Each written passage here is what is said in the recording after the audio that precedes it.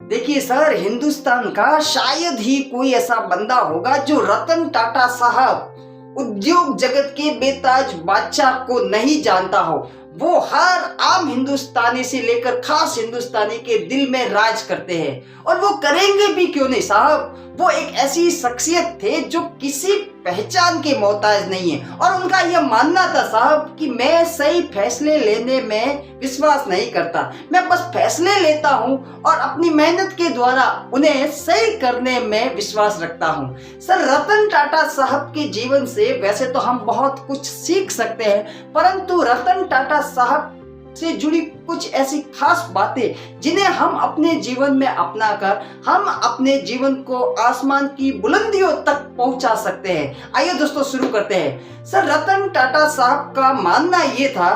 कि ड्रीमर बनने से पहले आपको बिलीवर बनना पड़ेगा, आपको खुद पे भरोसा करना पड़ेगा सबसे पहले, कोई भी बड़ा सपना देखने से पहले। क्योंकि जब आप खुद पे भरोसा करते हो, आप खुद पे यकीन करते हो कि आप भी कुछ कमाल का कर सकते हो, तो इस दुनिया में ऐसी कोई चीज नहीं है, ऐसा कोई सपना नहीं है जो आपके द्वारा पूरा नहीं किया जा सकता। सर, ये बात उस समय की है जब हमारे देश में यातायात के लिए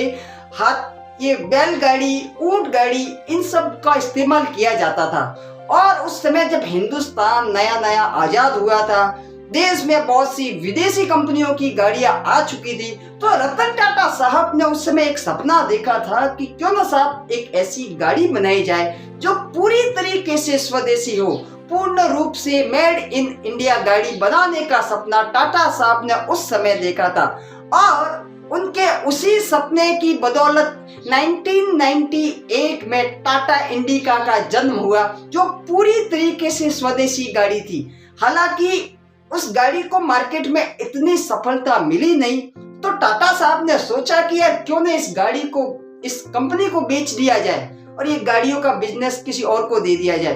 तो इसी सोच की वजह से उन्होंने फोर्ड कंपनी के मालिक बिल फोर्ड के साथ मीटिंग का निर्णय लिया, और इस मीटिंग के दरमियान बिल फोर्ड साहब ने ये कहा रतन टाटा साहब को कि भैया, जब आपको कारों के बिजनेस का इतनी जानकारी नहीं थी तो कार का बिजनेस आपने किया ही क्यों? जब गाड़ियों के बिजनेस की आपको इतनी जानकारी नहीं थी तो आपने ऐसा काम किया ही क्यों? यह बात रतन टाटा साहब को चुभ गई, और रतन टाटा साहब ने आनंद फानंद में वो मीटिंग कैंसिल करके वहां से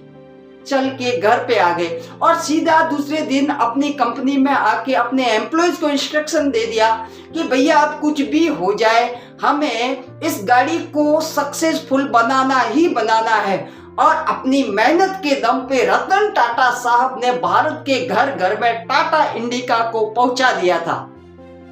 सर, एक और बड़ी मशहूर बात है कि रतन टाटा साहब एक बार अपनी गाड़ी में आ रहे थे, रेड लाइट पर रुके हुए थे, तभी उनकी नजर पड़ती है सामने से एक परिवार आ रहा है जो कि स्कूटर पर था, और बारिश से बचने के लिए वो किसी शेड के नीचे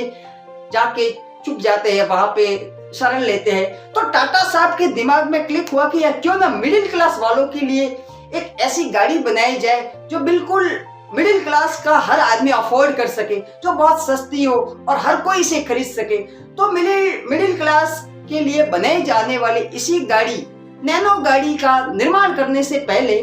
एक संवाददाता रिपोर्टर टाटा साहब के पास आता है और टाटा साहब को पूछता है कि सर, आप जो गाड़ी बनाने वाले हैं, अब जो गाड़ी बनाने वाले हैं वो अमूमन कितने पैसों की होगी? तो टाटा साहब ने ऐसे ही अंदाजन बोल दिया कि यही कोई लाख रुपए के आसपास।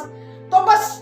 फिर क्या था, टाटा साहब के मुंह से ये बात निकल ली थी, और ये बात आग की तरह फैल गई पूरी दुनिया में, पूरे हिंदुस्तान में जंगल की आग की तरह पूरे हिंदुस्तान में फैल गई कि भैया, टाटा साहब लाख टकिया गाड़ी बना रहे हैं जिसकी कीमत 1 लाख रुपया होगी। फिर रतन टाटा साहब को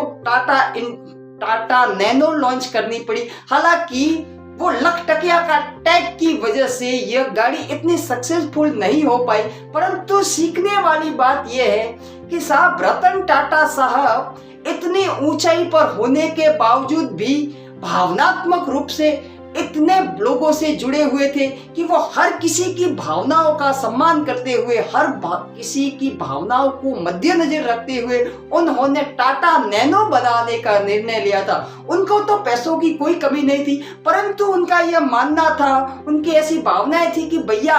एक मिडिल क्लास का परिवार भी आसानी से कोई भी गाड़ी खरीद सके, हर कोई सस्ते में गाड़ी खरीद सके। और उनकी इन्हीं भावनाओं की वजह से उन्होंने टाटा नैनो का निर्माण करवाया था। और उनके इसी कदम की वजह से एक सबसे बड़ा फर्क ये आया कि दूसरी जितनी भी गाड़ियों की कंपनियां थी उन्होंने भी अपने गाड़ी की कीमतों को कम कर दिया और उन्होंने भी ऐसी गाड़ियां बनानी चालू कर दी जो मिडिल क्लास के लोग आसानी से खरीद सके। ये है सर रतन टाटा साहब। रतन टाटा साहब, जब देश में एक समय ऐसा आया था कोरोना काल की स्थिति में, जब बड़ी बड़ी कंपनियां जो यह कह के पल्ला झाड़ रही थी कि भैया हमारी कंपनी में तो बिजनेस ही ठप हो चुका है, और वो अपने बहुत से एम्प्लॉइज को निकाल रही थी और बहुत से एम्प्लॉइज को निकाल भी चुकी थी, उस समय टाटा साहब ने बहुत से फ्रेशर्स को अपनी कंपनी में भर्ती दी थी और उन्होंने ये कहा था कि ये सारे मेरे परिवार के सदस्य हैं। ये है रतन टाटा साहब। रतन टाटा साहब न सिर्फ बड़े आदमी थे बल्कि बहुत बड़े दिल के धनी भी थे, इसलिए आज हर कोई रतन टाटा साहब को जानता है।